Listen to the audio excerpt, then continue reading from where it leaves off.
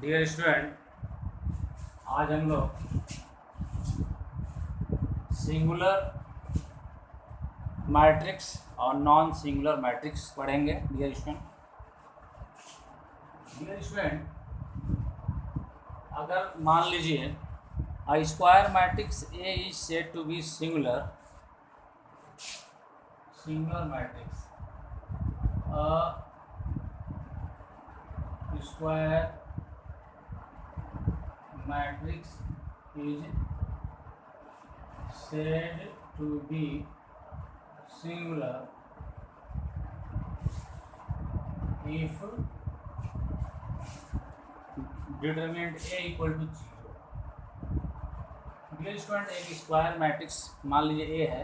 अगर determinant A हम find करते हैं और डिटर्मिनेंट A का वैल्यू अगर 0 आ जाता है तो हम ये बोलेंगे कि वो मैट्रिक्स क्या है, सिंगुलर मैट्रिक्स है। जैसे मान लीजिए एक मैट्रिक्स है, एक मैट्रिक्स है 1 2 4 8 है। अब डियर स्टूडेंट, अगर मैं डिटर्मिनेंट A का वैल्यू फाइंड करता हूँ, डिटर्मिनेंट A का वैल्यू मैं फाइंड कर रहा हूँ, तो 1 2 4 8 ऐसे लिखेंगे। इसको सॉल्व करेंगे तो 1 × 8 - 4 × 2, तो 8 - 8 = 0 आ गया। तो डिटर्मिनेंट A का वैल्यू क्या हो गया डियर स्टूडेंट, 0 आ गया। तो इसका मतलब A is singular matrix. Since determinant A = 0, therefore A is singular matrix. तो डियर स्टूडेंट, इस बात को समझिएगा, एक square matrix A is said to be singular if determinant A is 0। एक स्क्वायर मैट्रिक्स है, मान लीजिए A जो है स्क्वायर मैट्रिक्स है, ये सिंगुलर तभी होगा जब डिटर्मिनेंट A का वैल्यू क्या हो, 0 हो। हमने एक मैट्रिक्स A कंसिडर किया है, अब इसका डिटर्मिनेंट A फाइंड किया, डिटर्मिनेंट A का वैल्यू जो है क्या है, 0 आ गया। इसका मतलब क्या है कि जो मैट्रिक्स है दैट इज सिंगुलर मैट्रिक्स। और डियर स्टूडेंट, एक square matrix A is said to be non singular if determinant A is not equal to 0। अब ये स्टूडेंट इसी को समझते हैं, square matrix is said to be non singular, यहाँ पर लिख देते हैं non singular if determinant is not equal to 0। तो इसको हम लोग इरेज कर देते हैं।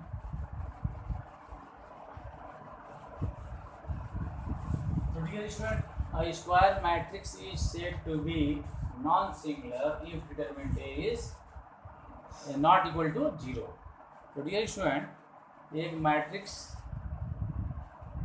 A है मान लेते हैं, उसका डिटर्मिनेंट A फाइंड करते हैं और वह 0 नहीं आता है, तो हम लोग क्या करेंगे, वो नॉन सिंगुलर है। जैसे मान लीजिए एक एग्जांपल ले लेते हैं, एक मैट्रिक्स A है, जैसे मान लीजिए एक मैट्रिक्स A है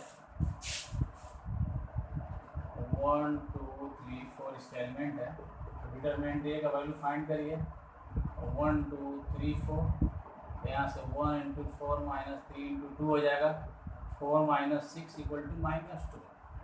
तो डियर स्टूडेंट, यहाँ पर डिटर्मिनेंट A का वैल्यू क्या है, -2 है ना, 0 तो नहीं है। सिंस तो हम लिखेंगे since determinant A not equal to 0, therefore A is non singular.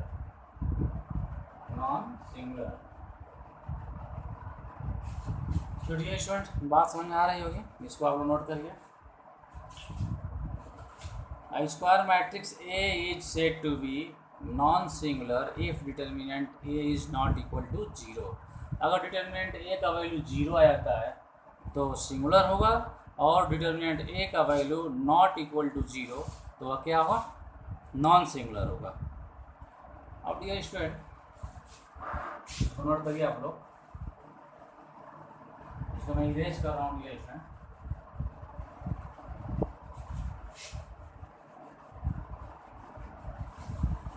अब डियर स्टूडेंट, जैसे मान लीजिए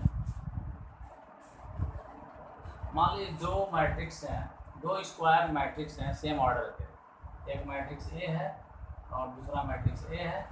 ये दो स्क्वायर मैट्रिक्स हैं सेम ऑर्डर के, तो हम लोग इसको determinant A B equal to क्या लिख सकते हैं dear student, determinant A into determinant B.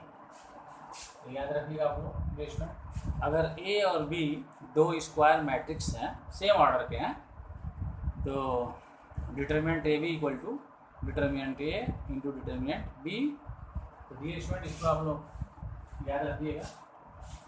तो डियर स्टूडेंट इसमें जो भी डाउट होगा उसे आप लोग पूछ सकते हैं, और कम से कम 2 से 3 बार इस क्वेश्चन को आप लोग, थ्योरम को आप लोग बनाइए। Thank you so much.